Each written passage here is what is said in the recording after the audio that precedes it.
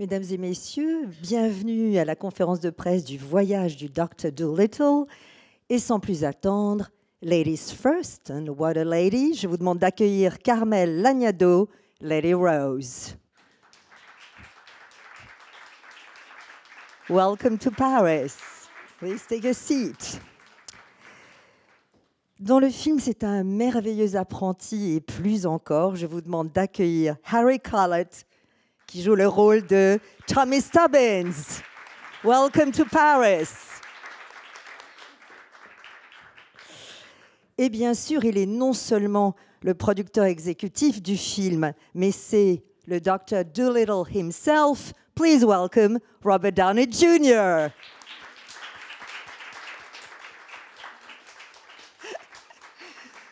Well, I'm very well. Nice to see you again. Welcome to Paris, and thank you for bringing such a quite magical journey to the screen and to Paris. Well, my first question will be to you, producer, actor, of course. Well, obviously, we can't avoid saying from the Marvel Cinematic Universe to Dolittle's Victorian England. What a stretch. I mean, really. I wanted to know why embrace Dr. Dolittle's enchanting, really journey now, today, and also how did you do to make this character your own, with your own approach and take on him? Hugh Lofting, who wrote the stories from the trenches of World War I and was sending them home to his family, his opening thinks is something about seeing life through the eyes of a child. A lot of the movies I've been doing for the last decade, you have to cover children's eyes in Act 3 because aliens are coming and all that stuff. But something that reminded me more of the films that I grew up watching, we thought would be nice. And I've never really done a family movie, a movie for kids, and kids love it, and families are having a good time. So, mission accomplished. Alors voilà, c'est vrai que évidemment, ce personnage est tiré des romans de Hugh Lofting qui les écrivait des tranchées de la Grande Guerre et les envoyait à ses enfants. Donc, dès le départ, il y a vraiment une histoire du point de vue de l'enfant. Et puis, en plus, ça fait quand même plus de 10 ans que je fais des films. Évidemment, les enfants se cachent les yeux dès l'acte 3 lorsqu'apparaissent les aliens. Donc, je me suis dit qu'il était temps aussi de faire un film pour les enfants. Je n'ai jamais fait un film de famille, disons pour tout le monde de la famille, pour les enfants. Et donc, je vois que les enfants s'amusent et les familles aussi peuvent venir voir ce type de film. Question à vous. Hi. You are on a world tour for Dr. Dolittle. Can you explain what the contact with the public, with your public, brings to you? And perhaps just a word about people who expected you in the north of France yesterday. Craziest thing, we were supposed to be in Lille last night, and what happened? Because you made it in, right? Yeah, we were just like landing, and the pilot said we were just on the skin of our teeth to getting in. But we was told there was so many people outside, and we really wanted to go out, but it wasn't possible because it was unsafe. So then I texted Harry and I said, "You tell Carmel she's running it this time." How did that feel? Any pressure there? Yeah, just a tiny bit, yeah. No, but I mean, it was honestly so upsetting because we know how much, it was so important for us to be there, so. Yeah, and they were showing us pictures, like, here's the stage and here's this. My plane was up there and I could see the lights of the city, but it was really foreboding. First time in 30 years. So what should we do? We should bring everyone from Lille and see if we can all fit in this room. It'll be like a college prank. Alors, voilà, qu'est-ce qui s'est passé effectivement, c'est que, en fait, ce qui s'est passé, c'est que, alors vous, Robert, évidemment, aux deux acteurs, eh bien, vous y étiez, alors c'était comment? Et donc, évidemment, quand elle dit, eh bien, moi, c'est vrai qu'il y avait tellement de gens. Alors, on a pu atterrir, nous, absolument à temps, mais il y avait tellement de gens qu'on a un petit peu eu peur de toute cette cohue. On nous a dit, c'est pas trop safe de se mêler à tout ce monde, pendant qu'on se demandait où était Robert. Et donc, Robert dit à Carmel. Il a donc envoyé un petit texto à Carmel, voyant qu'il ne pouvait pas y arriver, en disant, bon, alors maintenant, c'est toi, c'est ton show, tu te débrouilles. Un peu de pression, hein, quand même, sur la pauvre Carmel. Et disons, c'est vrai, c'était incroyable. Et Robert dit, c'est la première fois que ça m'arrive de toute ma vie. J'étais dans l'avion, je voyais les lumières de la ville, de l'île, mais je ne savais pas qu'on ne pourrait pas atterrir. Donc, en fait, une des idées, évidemment, ça aurait été d'amener tous les spectateurs de l'île ici aujourd'hui, mais ça aurait été un peu comme une réunion de collège, mais bon, on aurait peut-être été un peu à l'étroit. Alors, autre question. Sounds so much better when you say it. Oh no, we love your voice. All right, here, please. Hi, thank you for making it to Paris and thank you for the film. It was great. The first Dr. Dolittle it has become a classic. So at some point, did you hesitate on taking on that journey and bring that character back to life?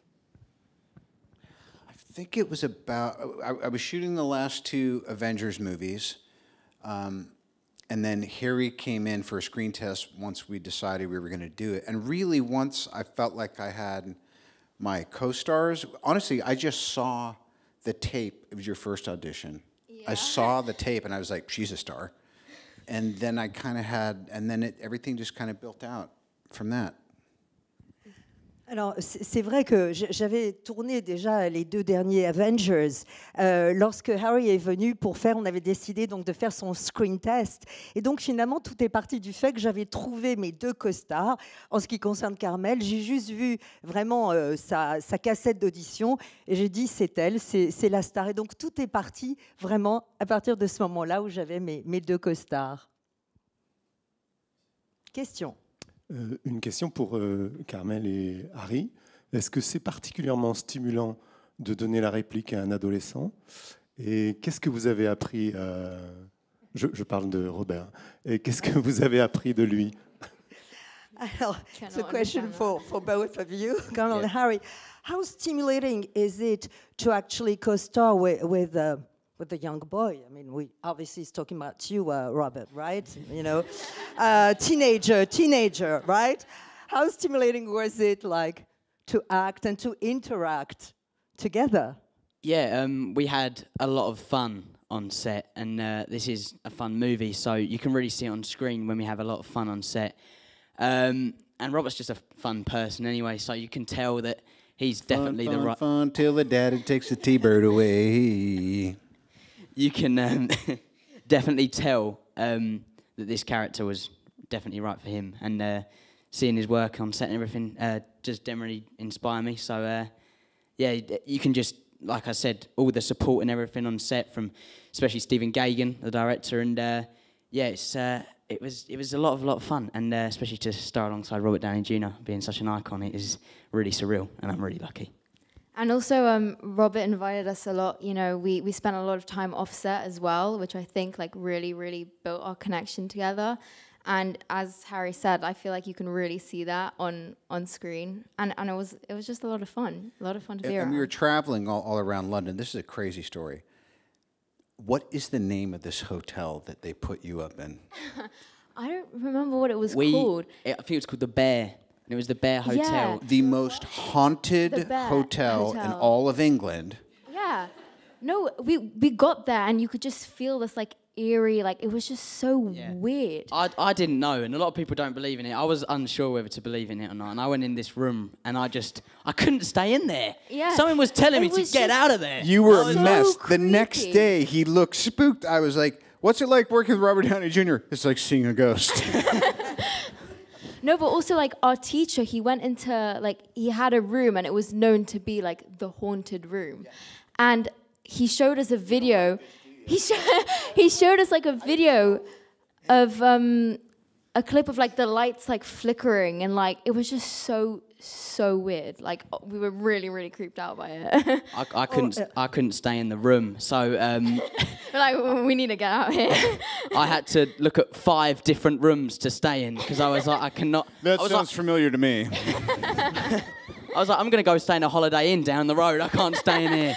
Okay. But yeah, it was very, very spooky. Very, very spooky. Okay, I'll try to summarize it all. Quickly. Sorry about that. Alors, This translation will be 47 minutes. non. Alors, donc voilà, déjà, ce qui était formidable, alors évidemment, Harry dit, bon, bah, de travailler avec lui, c'est déjà, le film est drôle, le personnage, le rôle est drôle, et puis c'est vrai que Robert est drôle lui aussi. Alors, on le voit d'ailleurs quand à l'écran, on perçoit vraiment le bonheur qu'on a eu de travailler ensemble. Et puis évidemment, son travail est inspirant pour quelqu'un comme moi. Et puis il y avait aussi le soutien du réalisateur Stephen Gaghan. Donc en gros, de travailler avec finalement une star, une icône, et bien évidemment, c'était très inspirant.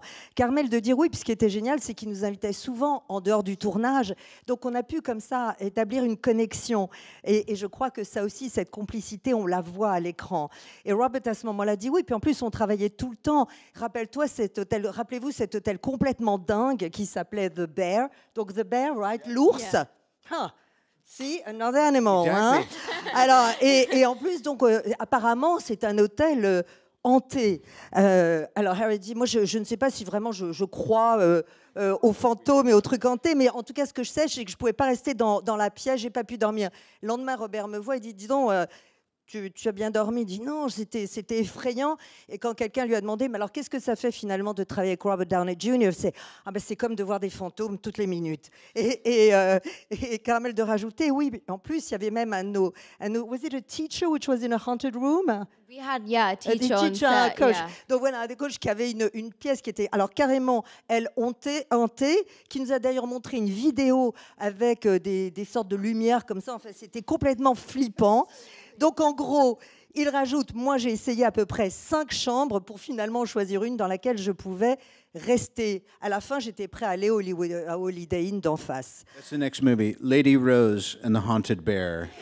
Voilà, donc le prochain film, Lady Rose, n'est-ce pas? Et l'ours hanté. Alors, prochaine question, oui.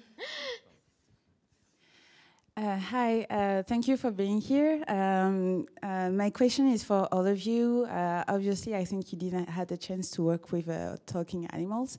So how was it like to work on a green screen or having special effects added afterwards? And what was the biggest challenge or stunts for you to make for the movie? First of all, it was super, super fun. But most of all, it was working to either a tennis ball and a stick or to nothing. But it was sort of like what you do as a kid, just like pretend things that aren't really there, and you sort of do that. But it's now to see the final film, you sort of see it, and it's a big shock, and it looks really, really cool. We put Harry through hell. He's always carrying around 5 bags. He's running everywhere. Sometimes he would say cut, sometimes he wouldn't.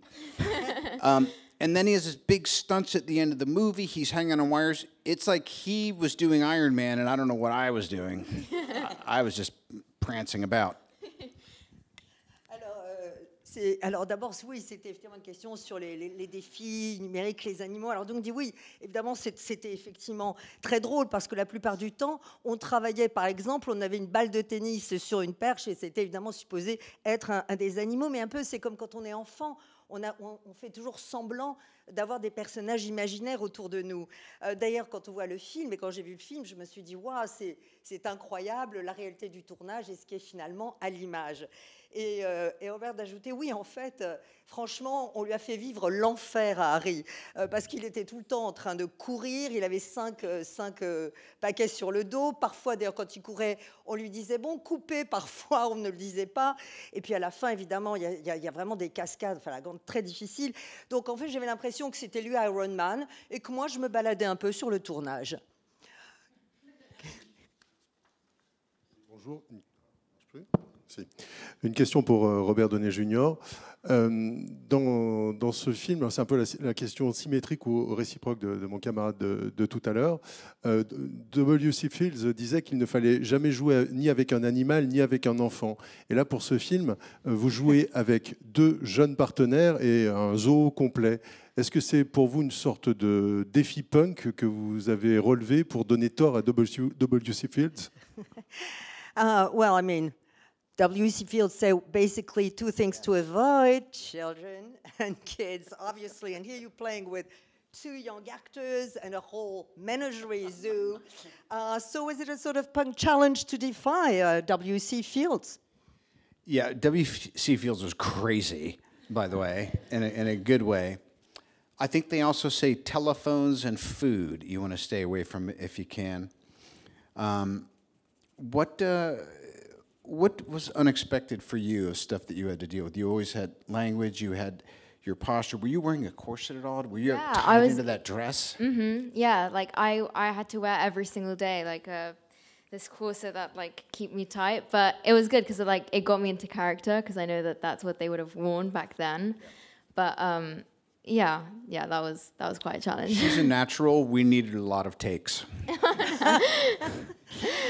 Alors, donc en fait, voilà, c'est vrai. Alors d'abord, entre parenthèses, W.C. Fields, c'était un dingue, un doux dingue, hein, dans le bon sens du terme. D'ailleurs, on dit aussi ça par rapport apparemment au téléphone et à la nourriture aussi. Alors, donc il se tournait, disait Carmel, alors pour toi, le plus grand défi, c'était en fait, bon, il y avait le langage, bien sûr, mais il y avait aussi le corset. Parce que chaque jour, elle devait porter un corset, mais en même temps, elle ignorait évidemment qu'à l'époque, c'était ainsi que les dames, les ladies étaient, mais ça a aidé à construire son personnage. I'll be wearing a corset before I leave here. All right. But it's worth it. Oh, if it's worth it, let's do it. OK. Et donc, voilà, et chaque jour, et donc, dit, voilà, elle, c'est une star née, et elle ne faisait qu'une prise, et nous, il fallait qu'on fasse plein de prises. Question. Une question existentielle. Quel est votre animal préféré après avoir vu le film, à vous trois? Well, obviously, for the three of you, what's, after seeing the film and playing with them, so to speak, what is your favorite animal of all? Like in the film or just in general? Well, let's say in the film, and let's add in general. I think that I really loved Chi-Chi in the film because, you know, like you'd think a gorilla would be really like manly and strong and like big, but you can see that like inside, like he has feelings just like everyone else, and like it's okay to be yourself and it's okay to be scared, and a lot of people I think can really relate to that. And that's what I really love Chi-Chi in this film. Alors voilà, donc pour Carmel, c'est Chi-Chi, d'abord parce on imagine toujours les gorilles en étant très masculins, très forts, etc. Et alors qu'on voit vraiment qu'il a des vrais sentiments à l'intérieur. Et en fait, ce qu'il nous dit, c'est OK d'avoir peur et c'est surtout OK d'être soi-même. Donc oui, c'est mon personnage préféré. And in life, don't tell me you have a pet gorilla. No, I wish. I You wish I had. Yeah, it'd be so fun, I think. Happy birthday! Bring him in. It'd be really fun. No, I mean, I don't know. I mean, I wish I had a pet dog. That'd be really, really nice because, you know, they're just really sweet in general, but... Voilà, donc un chien. Alors, what about you? My favourite animal in the movie was Kevin, even though he's trying to kill me the whole time. Yeah, I just love it. You started it. Yeah, exactly.